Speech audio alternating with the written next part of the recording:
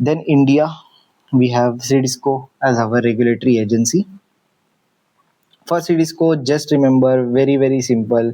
CDSCO के लिए अगर प्री मार्केटिंग चल रहा है, pre marketing basically means clinical trial, कि अभी तक वो ड्रग मार्केट के अंदर नहीं गया है, सो क्लिनिकल ट्रायल के अंदर है, तो फेज 1 से लेके 3 तक, this is called as pre marketing, this is called as pre marketing phase, and phase 4 is called as post marketing phase.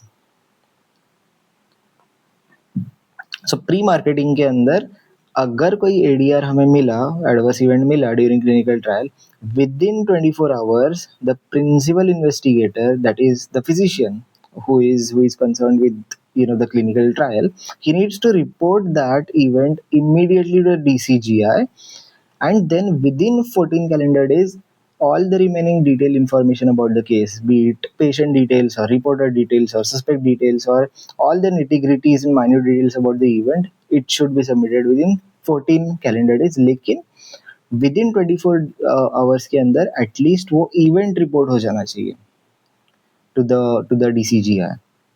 And for post marketing cases, all serious cases within 15 calendar days, and for non serious AE within 30 calendar days. That's all.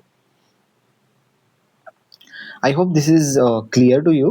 I have not discussed about the other regulatory authorities because this was a demo introductory type of video.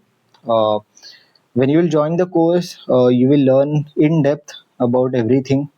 uh, so I hope it is very very clear to you all, and thank you so much for patiently listening to this very session.